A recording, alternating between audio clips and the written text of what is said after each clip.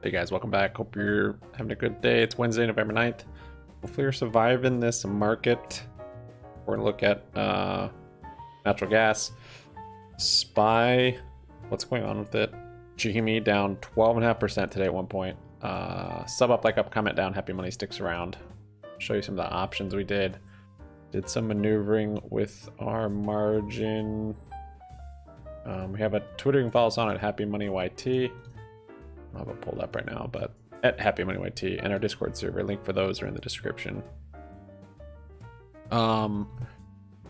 So SPY, I think this is kind of a continuation from yesterday with FTX and just what everything's going on with that. I think the market's a little scared from that, and then also we got less of a red wave than maybe anticipated, and the market's a little more bearish, I think, on that as well.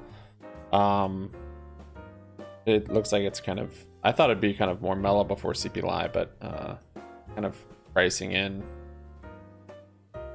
maybe a CPI that is high. So we'll see. If it comes in below expectations, I think average expectations is 7.9%. If it comes in below that by any sort of significance, I think we could have a big rally.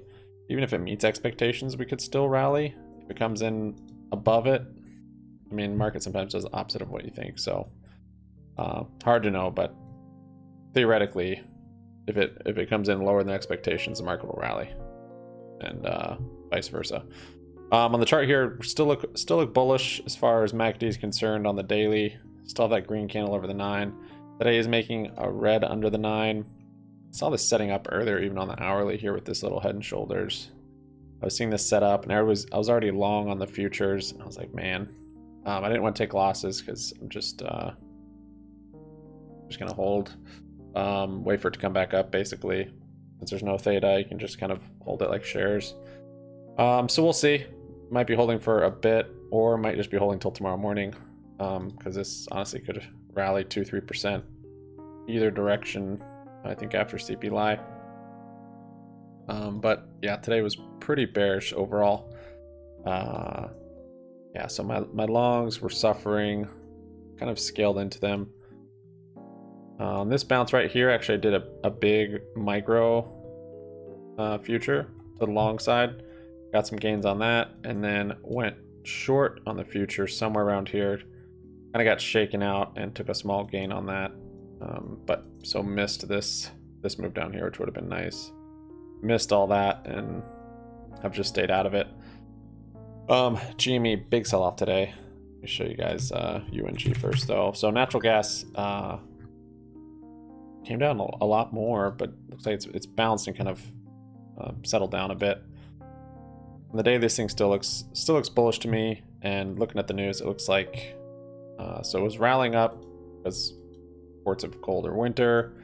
Can't remember what else, but I think it's dropping, it looks like, because of the hurricane, and just the hurricane that's going to go up the East Coast basically, and that will kind of kill demand for some time, a few days, maybe a week or two, with stuff shutting off and people just not using stuff. So I think that's what this has been, because this hurricane has kind of developed. Hurricane Nicole, it's kind of developed and gonna make landfall in Florida today. So I believe that's what most of that sell-off is from. So it's kind of nice trading a commodity where you can kind of see, whereas like SPY and stuff could be any number of reasons why it's going up or down. Sometimes you think but it's like, oh, it's something totally different, or sometimes it's a cover-up. Could be that with the natural gas, but I think it trades a little more organic, a little more natural. So still bullish on it. I actually averaged down. I got a second contract. When did I get that second contract? Oh, I got it. Kind of got a bad entry, but I got it like right here. Got a second contract, so it's about where I got it at.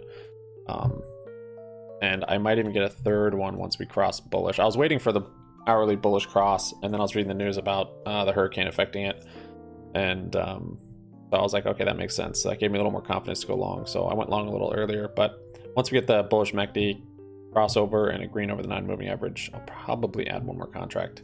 I'm getting wrecked pretty good on my long on SPY though. Presently, 20 minutes to close. GME got wrecked today. I was talking about that 24 support. If that broke, we would probably see 22. 22 broke, maybe 20, 19 area. So it did break, and it broke with a vengeance today. The longer support is kind of respected. The more likely it is if you break it, it will have some velocity, and we saw that today for sure. Volume even picked up a lot. Right after it kind of broke through there, just really flushed down. See right here. So really flushed, a lot of volume picking up, and really now GME's in kind of a demand zone. Buyers, I think that's what all this volume we're kind of starting to see shares being picked up, which is good. So on the daily, we're at 7.8 million volume, and there's about 20 minutes left. So volume's picking up. We do have a bearish MACD crossover on the daily, red under the 9 moving average, but our range is getting so tight on GME. Like, it might keep coming down just because of momentum, but I would be very surprised if it broke the supports down here in the 19 range. So yeah, you could close out or go short, you know, with however you go short, but there's maybe not a whole lot of room, because it very well could hold this support where it's at right now, 22. So yeah, I feel like it'll probably flush a little further, but it depends. If CPI is not too bad, I don't know, we'll see. This range, so I still think we could do a retest of 35 this month, and it looks like it's more of a stretched out timeline. It doesn't look like it's here because this was tighter range, tighter time frame. Same with this one, even tighter time frame in range. But back here we have kind of this longer time frame, because this was, I think, like, yeah, that was 14 trading days from peak to peak. So we could be in kind of a move like this right now, where our test of the 35 is kind of 14 days after this one. So that would put us 1118, which is OPEX, I think. Yep, that is the monthly OPEX. So might start to see a rally next week. Sometimes GME does rally into OPEX, and sometimes those are massive rallies. If it does, I think this rally was the rally into OPEX. Yeah, right here. So we started to move into OPEX, and then T+2 from OPEX, and then SLD and all that, and had a big run. So I'm not saying that could happen, you know, that's not necessarily gonna happen yet, but I do see that as a possibility still. Volume picking up down here is good, and yeah, it's nice just to kind of get this flush over with, but it's very likely we could kind of trade down here for at least a few days, similar to, you know, anytime we've been kind of in this demand zone under 25, it kind of sits there for a bit and picks up volume, accumulating shares, whatnot, and I'm kind of expecting to see that again. So yeah, expect it to, this discount will probably last more than a couple days, I would say. So dip buyers kind of just wait for lows of days and scale in if that's what you're looking for. But again, CPI is tomorrow, so get a big rocket from that. It's possible you don't hang out down here too long. Just historically, you know, it could be like this, then tomorrow we have a big rally, and then we kind of settle in a range, or it could be more like this, where we settle in a range, but we don't have a big bounce first like we did this day. But very curious to see how it plays out next few days. I didn't close any longs. I remember saying if we broke the 24, I was going to close longs, then reposition. I'm just going to hold through it. Yeah, with watch sales and that kind of thing, it's kind of annoying. I didn't really trade this peak on 35. Wasn't quick enough on the trigger. Didn't think that was the top of that pinch we were experiencing. And if it was, I assumed we would come back there in a few days. So this has been a pretty big drop from that peak, and if we don't get a retest there, this will be a totally different price action than we've seen on GME. over the last 2 years. We've never seen something like this where it just peaked and then just dropped and then, you know, hasn't retested it within, I think this was the longest gap really from a pinch, was at 14 days.